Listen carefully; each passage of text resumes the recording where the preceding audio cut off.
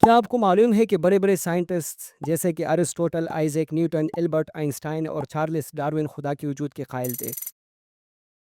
Science اور logic کی چوٹی پر پہنچ کر خدا کے وجود کو تسلیم کرنا کوئی تقلید یا جہالت نہیں، بلکہ اس کے پیچھے وہ مضبوط ترین آرگومنٹس اور دلائل موجود ہے جن کا انکار امپاسبل ہے۔ آخر وہ کیا دلائل ہے جس نے علم کی ان پہاڑوں کو خدا کے وجود کو تسلیم کرنے پر قائل کیا، اور لگ بھگ 25 سنچریز گزرنے کے بعد بھی آج تک کوئی مائی کلال ان کا علمی رد کر کے ان کو ختم نہ کر سکا؟ ان دلائل میں سب سے نمایاں کاسمولوجیکل اور ٹیلیالوجیکل آرگومنٹس ہے۔ صرف نام سن کر گھبرانے کی ضرورت نہیں، یہ کوئی ایسا فلسفہ نہیں جو ایک نارمل انسان کی منٹل لیول سے بالاتر ہو، بلکہ یہ بہت آسان اور قابل فہم باتیں ہیں۔ سب سے پہلا ذکر کاسمولوجیکل آرگومنٹ کا آتا ہے۔ اس آرگومنٹ کو سب سے پہلے ارسطوٹل نے اپنی کتاب میں بیان کیا تھا۔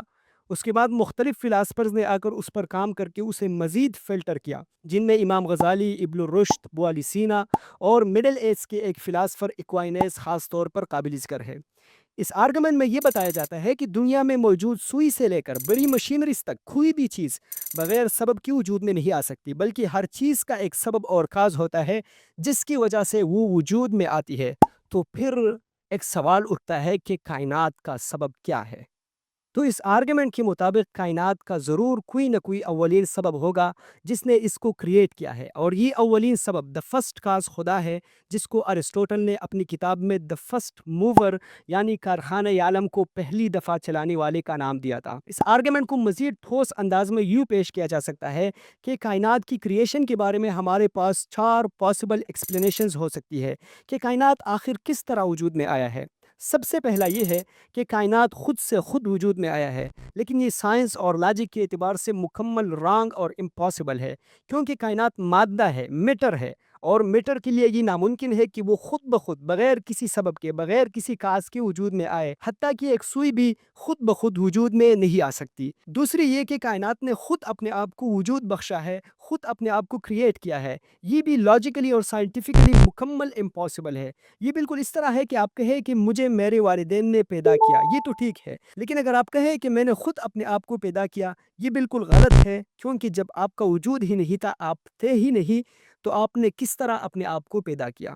تیسرا یہ کہ کائنات کو کسی ایسے شخص نے پیدا کیا ہے جو کہ خود کریٹڈ ہے، یعنی اسے بھی کسی نے پیدا کیا ہے، تو پھر اس کریٹر کو بھی کسی نے پیدا کیا ہوگا، اور اس کے کریٹر کو بھی کسی نے پیدا کیا ہوگا، اور اسی طرح ایک نا ختم ہونے والا سلسلہ وجود میں آئے گا جسے فلاسفی میں انفینٹی کہا جاتا ہے۔ اور انفینٹی، نا ختم ہونے والا سلسلہ، لاجیکلی اور سائنٹیفکلی مکمل امپاسبل ہے۔ اس کو ایک مثال سے یوں سمجھیے، اگر کہا جائے کہ کامران کو اس کے باپ نے پیدا کیا اور اس کے باپ کو اس کے دادا نے پیدا کیا، تو اب اگر یہ سلسلہ آدم علیہ السلام پر جا کر رک جاتا ہے تو یہ ممکن ہے، لیکن اگر کہا جائے کہ یہ نا ختم ہونے والا سلسلہ ہے اور اس کا کوئی اختتام ہی نہیں، تو یہ عقلی اور سائنسی طور پر امپاسبل ہے، ایسا سلسلہ پایا ہی نہیں جا سکتا۔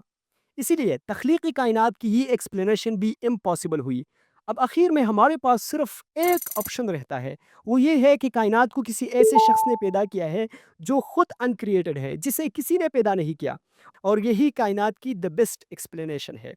یہ ہوا کاسمولوجیکل آرگومنٹ۔ اب ہم آتے ہیں ٹیلیالوجیکل آرگومنٹ کی طرف، جسے آرگومنٹ فرام ڈیزائن بھی کہا جاتا ہے۔ اس آرگومنٹ کو مختلف فلاسفرز نے مختلف اسالیب میں بیان کیا ہے، جن میں سر فہرست پلیٹو، الغزالی اور آئزیک نیوٹن ہے، لیکن جس شخص نے اس آرگومنٹ کو سب سے بہترین اسلوب میں بیان کیا ہے وہ ہے 19 سنچری کے سائنٹسٹ ولیم پیلے، جس نے 1802 میں اپنی کتاب نیچرل تھیالوجی میں یہ بات بہت خوبصورت انداز میں سمجھائی ہے۔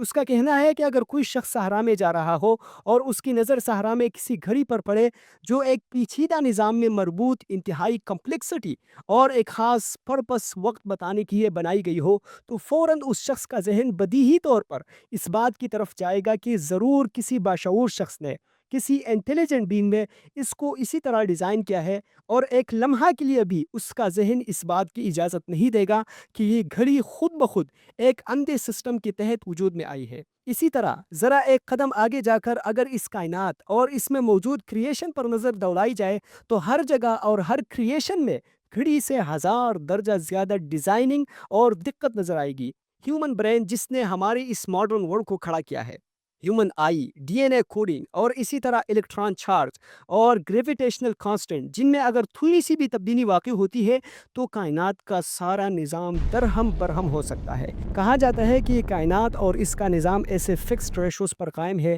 ایسا لگتا ہے کہ گویا کائنات کا یہ نظام کسی تلوار کی نوک پر بیلنس کیا گیا ہے، جس کو اگر تھوڑا سا بھی ہلایا جائے تو سارا نظام درہم برہم ہو سکتا ہے۔ اسی بات کو ویسٹرن کاسمولوجسٹ پال ڈیویز نے اپنے الفاظ میں یوں بیان کی ہے: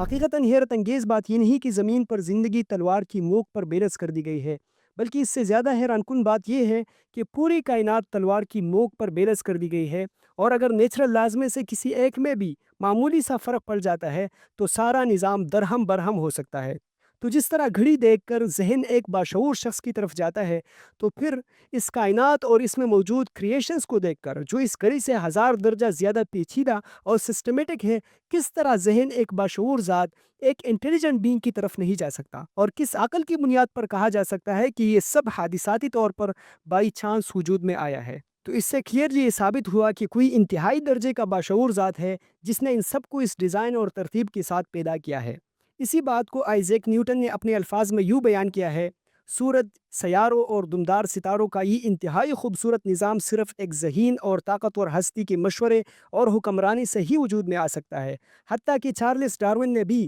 جسے آج کل ملحدین اپنا ہیرو تسلیم کرتے ہیں، کائنات اور کریشن میں موجود اس ترتیب اور ڈیزائن کا اعتراف کرتے ہوئے صراحت کے ساتھ وجود خدا، گاڈز ایگزسٹنس کا اعتراف کیا ہے۔ کہتے ہیں: خدا کے وجود پر ایک اور دلیل جو مجھے زیادہ وزنی معلوم ہوتی ہے، اور اس کا تعلق جذبات سے نہیں عقل سے ہے۔ یہ تصور کرنا محال بلکہ ناممکن ہے کہ یہ انتہائی زبردست کائنات اور یہ انسان کے جسم میں دور دراز ماضی اور مستقبل پر نظر ڈالنے کی صلاحیت پائی جاتی ہے، محض ایک اندھے اتفاق یا ضرورت کی پیداوار ہے۔ اس زاویے سے غور کرتے ہوئے میں خود کو مجبور پاتا ہوں کہ اس اولین سببی تخلیق میں انسانی ذہن سے مماثلت رکھنے والی ذہانت کی موجودگی کو تسلیم کروں، اور اس طرح میں مستحق ہوں کہ میرا شمار بھی خدا پر یقین رکھنے والوں میں کیا جائے۔